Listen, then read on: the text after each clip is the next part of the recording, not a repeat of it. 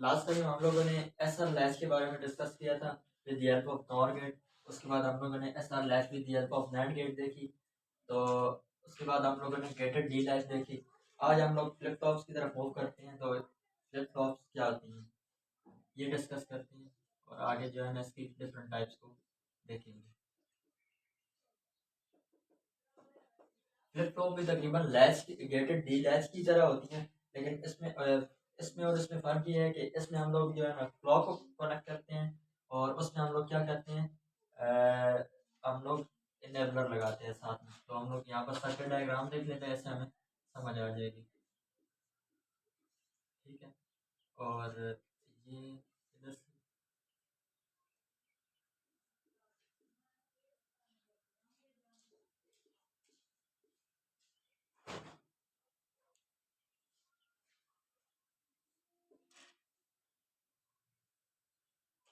यहाँ पर क्लॉक आ जाएगी। उधर हम लोगों ने क्या कनेक्ट किया था, इनेबलर कनेक्ट किया था। और यहाँ पर मेरे पास क्या आ जाएगा, ये जिस तरह से नॉर्मल हमारे पास लैच होती है उसी तरह से यहाँ पर क्यू और ये क्यू बार। ठीक है, तो अच्छा उसके बाद जो है ना दोबारा से यहाँ पर हम अपना क्या कहते हैं जी कि लिख लेते हैं ट्रुथ टेबल 00011011। ठीक है, तो इसके लिए मेरे पास क्या होगा, नैंड गेट के लिए यहाँ पर 0 हो जाएगा, यहाँ पर 1 आ जाएगा। ठीक है, अच्छा उसके बाद हम लोगों ने क्या करना है, हम लोग इसकी ब्लॉक डायग्राम भी देख लेते हैं। ये जो क्लॉक होगी ना, ये मेरे पास क्या होगी, ये मेरे पास होगी जी नेगेटिव एज ट्रिगर्ड। एक एक हमारे पास होती है एज ट्रिगरिंग और एक मेरे पास होती है जी फ्लैट ट्रिगरिंग। ठीक है, एज ट्रिगरिंग क्या होती है, जब मेरे पास यहाँ पर इस तरह से जो है ना, मतलब जब भी एज कोई भी आ जाए ना, तो तब मेरे पास क्लॉक ट्रिगर करती है, चाहे वो पॉजिटिव एज हो चाहे वो इस तरह से नेगेटिव एज आ रहा हो। और एक मेरे पास फ्लैट होती है, मतलब जब तक लाइन ये वाली सीधी है तब तक क्लॉक जो है ना वो ट्रिगर रहे। ये हम जो है ना आगे पल्सेटिव वेव फॉर्म डिस्कस करेंगे। ये हमने एक टॉपिक दरम्यान में मिस कर दिया था, तो कोई इशू नहीं, हम लोग जो है ना ये लास्ट में डिस्कस कर लेंगे। तो आप लोगों ने परेशान नहीं होना, बस ये ध्यान में रखना है कि एज ट्रिगर क्या होता है और फ्लैट ट्रिगर क्या होता है। फ्लैट ट्रिगर क्या है, जब तक मेरे पास ये क्लॉक जो है ना इसकी वैल्यू बिल्कुल फ्लैट रहे तो तब तक ये ट्रिगर रहती है। अगर जब भी इसमें कोई ना कोई चेंज आता रहे, चाहे वो नेगेटिव वैल्यू हो या पॉजिटिव वैल्यू, चाहे वो ऊपर की तरफ चेंज आ रहा हो चाहे वो नीचे की तरफ चेंज आ रहा हो, मतलब इस तरह से कोई वेव फॉर्म बन रही हो, तो जब तक ये फ्लैट रहेगी तब तक जो है ना इसने ट्रिगर रहना है। लेकिन जब जैसे ही इसमें चेंज आ जाएगा, इसमें क्लॉक जो है वो बंद हो जाएगी। तो एक दूसरी जो एज ट्रिगर मैं आपको बता रहा हूँ, ये तब होगी मतलब इस तरह से कोई वेव फॉर्म है। ठीक है, इस तरह से एक होती है हमारे पास पॉजिटिव एज ट्रिगर। तो मतलब जैसे ही 0 से वैल्यू 1 पर चली जाती है तो क्लॉक मेरे पास यहाँ पर ट्रिगर हो जाती है। मतलब उसके बाद यहाँ पर ट्रिगर नहीं होगी, 0 से वैल्यू 1 पर चली जाती है, यहाँ पर ट्रिगर होगी और यहाँ पर ट्रिगर होगी। और दूसरी मेरे पास होती है नेगेटिव एज ट्रिगर, मतलब जैसी वैल्यू मेरे पास 1 से 0 की तरफ आती है, यहाँ पर एक क्लॉक ट्रिगर होगी, यहाँ पर ट्रिगर होगी और ये मेरे पास यहाँ पर ट्रिगर होगी। तो ये चीज़ आप लोगों ने ज़हन में रख लेनी है, क्योंकि हम लोग जो है ना इस चीज़ को अभी डिस्कस करने वाले हैं। जो यहाँ पर जो हम लोग क्लॉक लगा रहे हैं, ये मेरे पास क्या कौन सी क्लॉक है, ये मेरे पास नेगेटिव एज ट्रिगर क्लॉक है। उसके बाद इसकी ब्लॉक डायग्राम देख लेते हैं एस आर लैच की। तो sorry S R flip flop की, यहाँ पर ये क्लॉक आ जाएगी।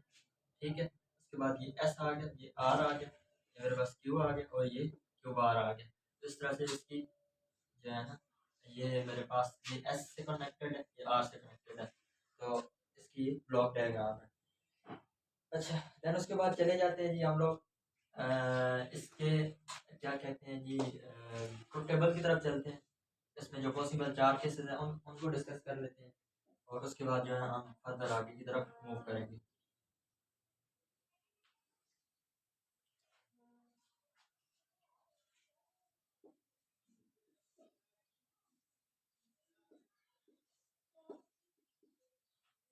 ठीक है, यहाँ पर क्लॉक भी आ गई। जब क्लॉक जीरो होगी तो यहाँ पर ये डॉट की सिचुएशन होगी। देखिए जब तक मेरे पास क्लॉक बंद है तो यहाँ पर मुझे आगे देखने की जरूरत नहीं है, मेरे पास जो मेरा सिस्टम होगा वो प्रीवियस कंडीशन पर मेंटेन रहेगा। यहाँ पर ये मेमोरी आ जाती है।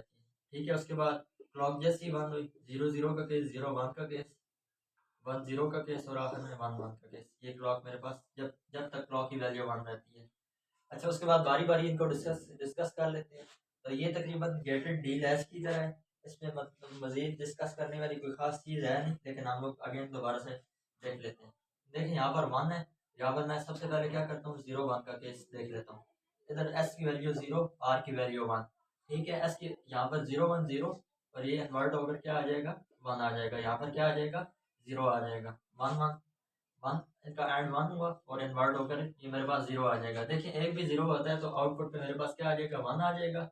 और एक भी 1, सॉरी, यहाँ पर मेरे पास 1 और ये आउटपुट पे क्या आ जाएगा, इन्वर्ट होकर 0 आ जाएगा। क्यू की वैल्यू क्या आ गई, 0, क्यू बार की वैल्यू क्या आ गई, 1 आ गई। ठीक है, इसी तरह से सिमिलरली इसके लिए क्या होगा, इसकी वैल्यू 1 आ जाएगी और इसकी क्यू बार की वैल्यू इसके लिए 0 आ जाएगी। 1 1 के केस के लिए मेरे पास जो है ना, इसमें ये इनवैलिड केस आ जाएगा। ये लास्ट वीडियो में हम तकरीबन जो है ना डिस्कस कर चुके हैं। मजीद मुझे नहीं लगता कि जो है ना डिस्कस करने की ज़रूरत है, तो हम जो है ना इसे तकरीबन स्किप करते हैं। ये मेरे पास मेमोरी है। ठीक है, अच्छा, तो उसके बाद हम लोगों ने क्या करना है, हम लोग इसकी एक्सप्रेशन की तरफ चले जाते हैं। इसकी एक्सप्रेशन पे जाने से पहले हम लोग क्या करते हैं, इसका कैरेक्टरिस्टिक टेबल कैलकुलेट करेंगे। कैरेक्टरिस्टिक टेबल किस तरह से कैलकुलेट करते हैं, आइए वो देखते हैं। और उसके कैरेक्टरिस्टिक टेबल कैलकुलेट करने के बाद इससे हम लोग क्या करेंगे, इसका एक्साइटेशन टेबल कैलकुलेट करेंगे। यहाँ पर मैं इसकी डायग्राम रेज कर देता हूँ। ऐसा लैच का जो ट्रुथ टेबल है वो मैं यहाँ पर दोबारा से बना, सॉरी ऐसा फ्लिप फ्लॉप जो है ना, उसका ट्रुथ टेबल यहाँ पर मैं दोबारा से बना देता हूँ। एस आर क्यू और ये क्यू बार 0 0 0 1 1 0 और 1 1, ये मेरे पास यहाँ पर मैं उसके लिए क्लॉक के लिए बना लेता हूँ। 0, सॉरी 1 1 1 1, जब 0 होगी तो ये मेरे पास लौट गया, यहाँ पर मेमोरी रहेगी। ठीक है, उसके बाद यहाँ पर क्या कर लेते हैं, यहाँ पर मेरे पास मेमोरी रहेगी, ये 0 1 1 0, और यहाँ पर ये मेरे पास इनवैलिड केस आएगा। ठीक है, उसके बाद अब आ जाते हैं जी कैरेक्टरिस्टिक टेबल की तरफ। तो यहाँ पर कैरेक्टरिस्टिक टेबल किस तरह से होता है जी, सबसे पहले तो हम लोग क्लॉक के लिए एक खाना बना लेते हैं। ठीक हो गया, देन उसके बाद हम लोग क्या करते हैं जी, मतलब कैरेक्टरिस्टिक टेबल से क्या करते हैं, प्रीवियस आउटपुट से हम लोग नेक्स्ट आउटपुट को गेस करते हैं। ठीक है, यहाँ पर जो है ना एस आ जाएगा, उसके बाद मेरे पास क्या आ जाएगा जी, आर आ जाएगा, देन उसके बाद क्यू एन आ जाएगा, मतलब जो हमारे पास आउटपुट आ रहा था, ये वाला प्रीवियस आउटपुट आ रहा है जो। और उसके बाद हम लोग लिख लेते हैं जी क्यू एन प्लस 1, जो हमारा फ्यूचर में नेक्स्ट आउटपुट आने वाला है। ठीक है, तो यहाँ पर ये क्यू एन पहले भी आ सकता है, एस आर के बाद भी आ सकता है, इसमें कोई इशू नहीं है। लेकिन अगर पहले लिखते हैं तो तब भी हमारे पास ये चेंज हो जाएगा आउटपुट, मतलब आउटपुट नहीं चेंज होगा लेकिन वो हमारे पास तरतीब चेंज हो जाएगी एक तरह से। 1 1 1 1 1 1 1, और ये मेरे पास 1। ठीक है,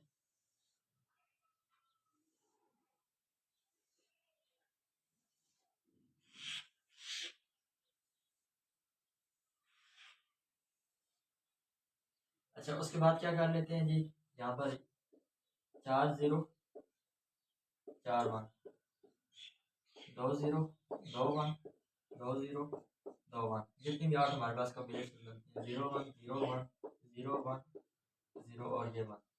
ठीक है, फिर उसके बाद हम लोग क्या करते हैं, देखें एस आर की वैल्यू जब हमारे पास 0 0 थी तो हमारे पास मेमोरी आ रही थी, तो प्रीवियस मेमोरी में हमारे पास क्या पड़ा हुआ है, 0 पड़ा हुआ है, तो ये मेरे पास नेक्स्ट आउटपुट आ जाएगी क्यू एन प्लस 1 में।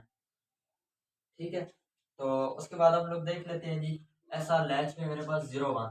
ठीक है, अगेन मेरे पास 0 0 आ रहा है, क्यू एन में मेरे पास क्या पड़ा है, मतलब 0 0 में देखें यहाँ पर ट्रुथ टेबल में इसमें मेमोरी आ रही है, तो प्रीवियस मेमोरी मेरे पास यहाँ पर क्या है, 1 है, तो यहाँ पर मैं नेक्स्ट आउटपुट भी मेरे पास क्या होगा, 1 होगा। ठीक है, मतलब ये इधर से शो करा रहा है कि जो प्रीवियस आउटपुट होगा वही नेक्स्ट पे आ रहा होगा। तो ये हमारे पास प्रीवियसली 1 पड़ा हुआ था, तो नेक्स्ट आउटपुट के लिए भी मेरे पास 1 ही आएगा। यहाँ पर मेरे पास प्रीवियस आउटपुट में 0 पड़ा हुआ था, तो नेक्स्ट आउटपुट के लिए भी मेरे पास क्या आएगा, 0 आएगा। अच्छा, उसके बाद 0 1 का केस है, ये 0 1 है, ये 0 1 है। ठीक है, 0 1 0 1 के लिए मेरे पास क्या आ रहा है, 0, क्यू की वैल्यू मेरे पास क्या आ रही है, 0 आ रही है। तो यहाँ पर मेरे पास क्या होगा, मैं मेरे पास यहाँ पर 0 1 के लिए 0 आ जाएगा, 0 1 के लिए मेरे पास यहाँ पर आउटपुट पे 0 आ जाएगा। ठीक है, इधर भी 0 इधर भी 0। फिर उसके बाद 1 0 की बात करते हैं। ये 1 0 1 0 आ रहा है मेरे पास, तो 1 0 के लिए मेरे पास क्यू की वैल्यू क्या आ रही है, 1 आ रही है, तो यहाँ पर 1 और 1। ठीक है, ऐसा लैच में। फिर उसके बाद 1 1 आ गया मेरे पास, तो 1 1 के केस में मेरे पास क्या है, इनवैलिड है, तो यहाँ पर मैं डॉट केयर लगा देता हूँ। ठीक है, इस तरह से हमारे पास इसका कोई एक्साइटेशन टेबल बनेगा। अगर आप इसकी एक्सप्रेशन बनाना चाहते हैं तो एक्सप्रेशन भी बना सकते हैं। ये इसके सॉरी, एक्साइटेशन टेबल मैंने बोल दिया, कैरेक्टरिस्टिक टेबल है, यहाँ पर ऊपर लिख भी देते हैं।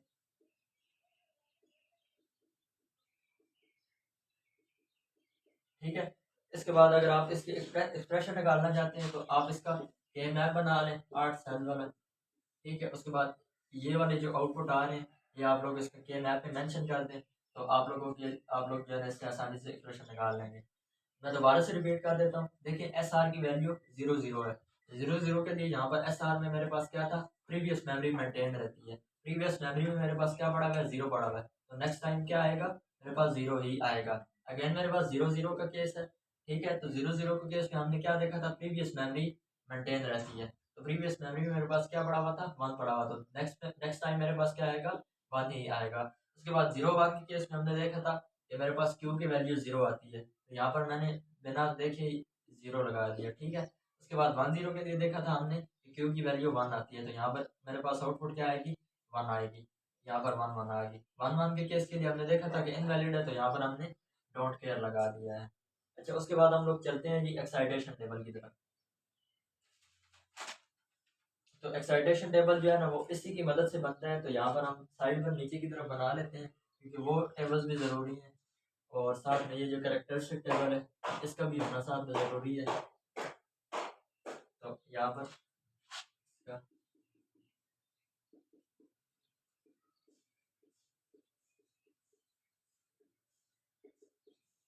ठीक है, एक्साइटेशन टेबल में मेरे पास क्या होगा, हमने हमारे पास यहाँ पर क्या था, एस आर और क्यू एन गिवन था, हमने Q N plus one find करना था।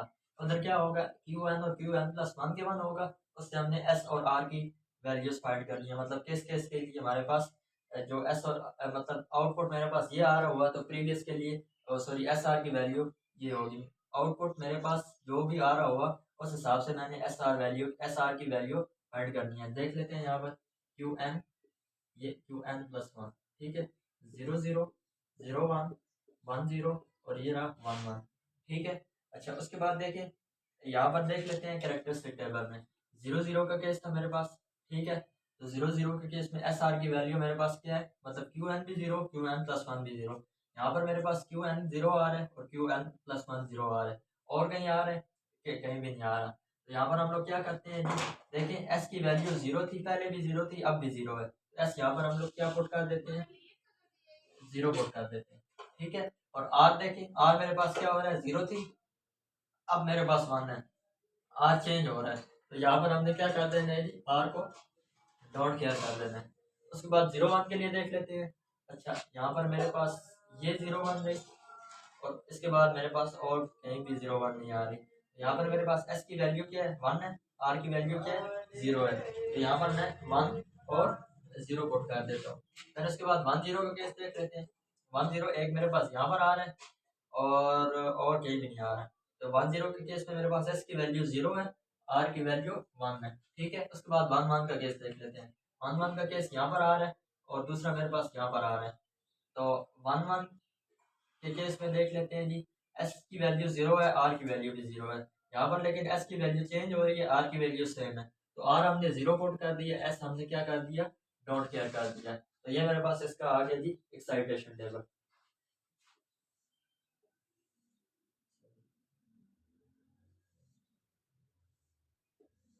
इस तरह से। तो ये आप लोग देख लीजिएगा। अच्छा, उसके बाद हम लोग आगे फर्दर बढ़ते हैं डी फ्लिप फ्लॉप की तरफ। देखें, हमारे पास मसला फिर भी हल नहीं हो रहा था, यहाँ पर जो है ना ये चीज़ आ रही थी, तो हम लोग आगे बढ़ते हैं जी डी फ्लिप फ्लॉप की तरफ, ताकि जो है ना हम लोग इस इफेक्ट को ख़त्म कर सकें।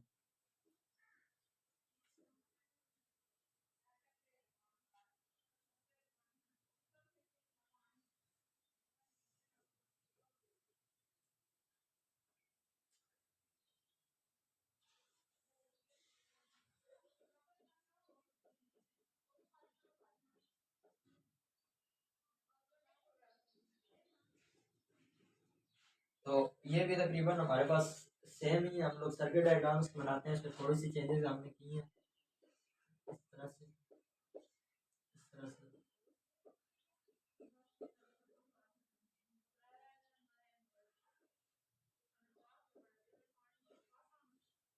मेरे पास डी आ गया, उसके बाद यहाँ पर हमने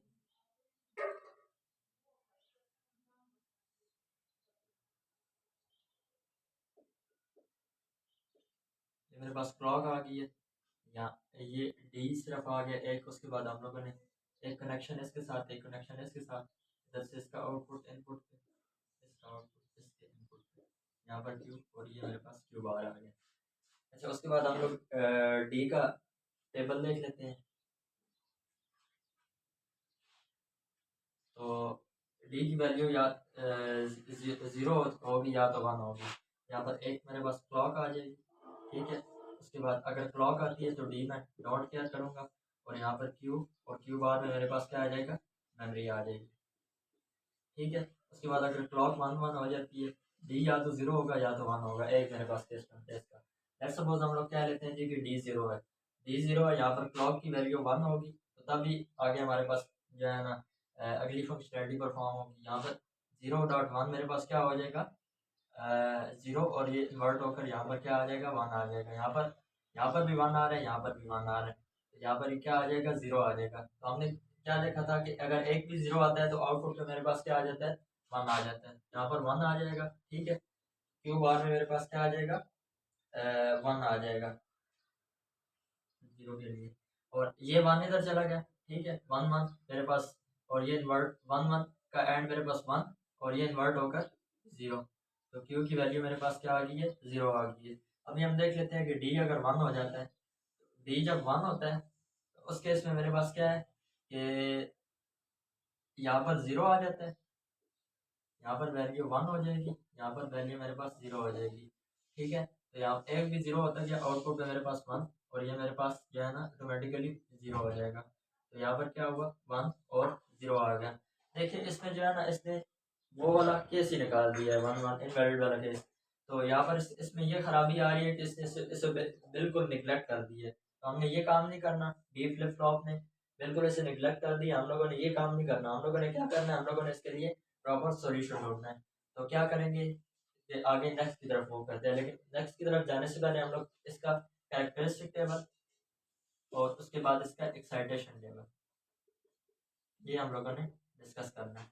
तो आइए चलते हैं कैरेक्टरिस्टिक और एक्साइटेशन टेबल को डिस्कस कर लेते हैं। ये टेबल मेरे पास यहाँ पर बना है क्योंकि ये ज़रूरत पड़ेगा।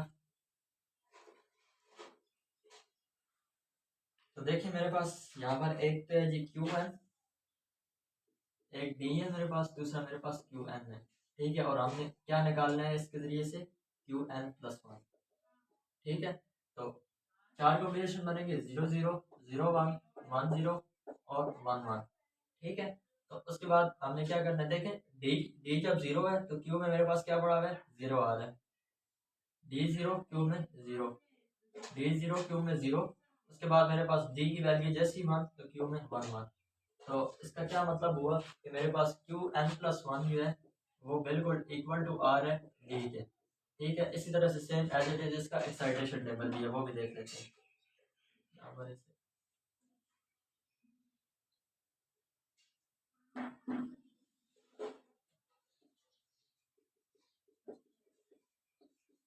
इससे हमारे पास ये प्रूव हो रहा है क्योंकि ये वाली वैल्यूज और ये वाली वैल्यूज आपस में सेम है। तो यहाँ पर एक्साइटेशन टेबल ये मेरे पास कैरेक्टरिस्टिक था,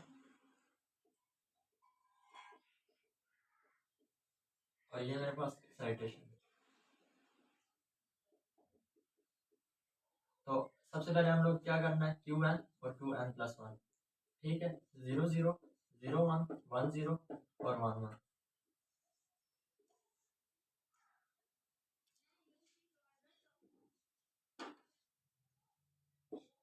अच्छा, उसके बाद हम लोगों ने इनसे क्या करनी है, डी की वैल्यू फाइंड करनी है। तो डी की वैल्यू फाइंड करने के लिए हम लोगों ने क्या करना है, यहाँ पर देखें क्यू एन और क्यू एन प्लस वन जब ज़ीरो ज़ीरो आ रहे थे तो मेरे पास डी की वैल्यू क्या थी, ज़ीरो थी। उसके बाद अगर ये ज़ीरो वन आ रहे थे तो क्यू यहाँ पर मेरे पास क्या वैल्यू थी, वन थी। ठीक है। उसके बाद मेरे पास अगेन ये 0 आ रहा है, तो मेरे पास क्या वैल्यू थी, यहाँ पर मेरे पास वैल्यू थी जी 0, और उसके बाद ये 1 1 आ रहे हैं, तो मेरे पास क्या वैल्यू आई है डी की, यहाँ पर 1 आई है। तो अगेन मेरे पास यहाँ से ये प्रूव हो गया D is equal to 2n+1। ठीक है, तो ये इधर और इधर, ये मेरे पास इसका कैरेक्टरिस्टिक टेबल और एक्साइटेशन टेबल आ गए। तो लेकिन हमारे पास प्रॉब्लम फिर भी मेंटेन है। तो अभी तक फिलहाल के लिए हम अपने लेक्चर को एंड करते हैं। उसके बाद हम लोग जेके फ्लिप फ्लॉप में देखेंगे। तो उस फ्लिप फ्लॉप में हम लोगों ने अपना प्रॉब्लम तकरीबन हमारा ख़त्म हो गया था, तो उसमें हम डिस्कस करेंगे तो हमने प्रॉब्लम को किस तरह से ख़त्म कर दिया। तो अभी तक के अब तक के लिए इतना ही। अपना बहुत सारा ख्याल रखिएगा। अल्लाह हाफिज़।